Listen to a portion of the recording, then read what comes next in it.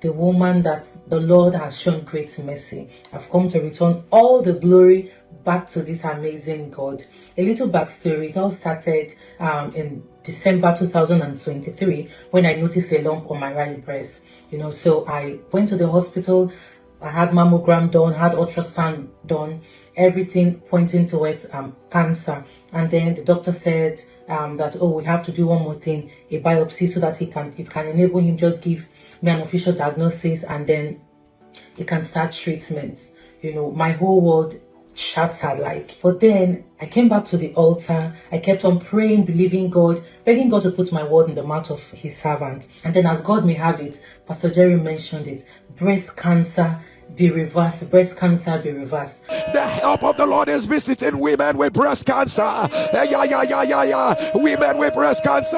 I held on to that word with my life. So during the 4 weeks wait, while we were waiting for the biopsy result to come out, I would go to the pathology, I would pray in tongues there, I would declare that breast cancer has been cancelled and therefore nothing will be found. And as God may have it, that was it. And then in February 2024, when I went to see the consultant again for review, he examined me.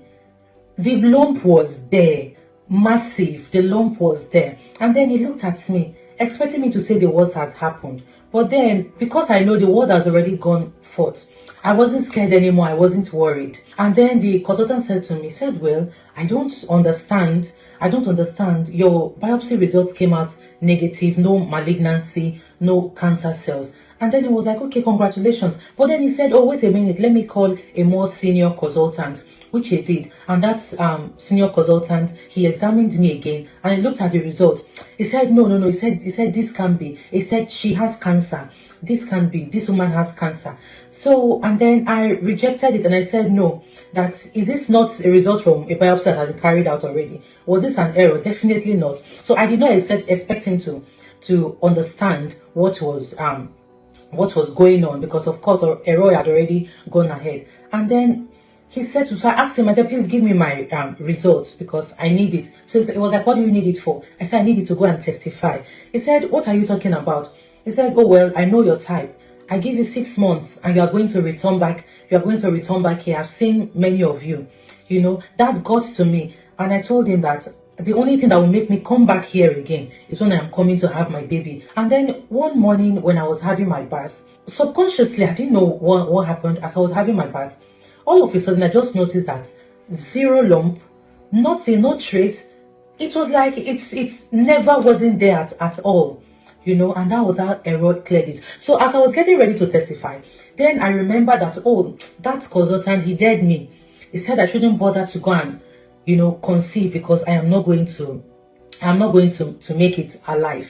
And then I told my husband, let's believe God and then let's get onto it. And then, as God may have it, we attended the NSPPD UK conference 2024. So that was my major prayer request. And as God may have it, Eroy handled it earlier than expected. I took in, got pregnant. Pregnancy journey was something else again. There was a lot: gestational diabetes, fibroids, iron deficiency. That even on the day of the delivery, there were nearly 10 consultants on ground, all waiting for the worst to happen. And then after my baby, if they even also said that my baby's stomach, was swollen, and my baby's stomach was all manner of negative reports, but I kept cancelling it because the word had already gone ahead for me, because Pastor Jerry had already mentioned that no pregnant woman here will die in a pregnancy and no pregnant woman will lose a baby. So I already had my conviction and I wasn't worried.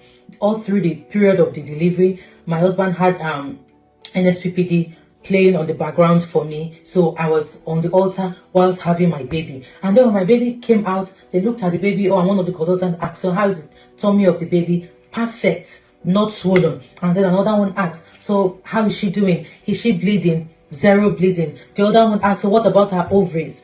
Perfect. The other one asked, what about the fibroids? Zero fibroids. We could not find any fibroids in her system. That was how Eroy, one after the other, yanked off every negative report that the doctors had. I think that was not enough. On the 29th of April 2025, we went for a baby's circumcision, and then when the consultant opened him up, he just said, I know he won't be able to continue with the procedure. He diagnosed my son of something called penile torsion, which means that the penis is tilted 90 degrees. It's not straight. And then he said that my son would need a surgery to correct it first, to straighten the penis before he can have the circumcision done. I was like, ah.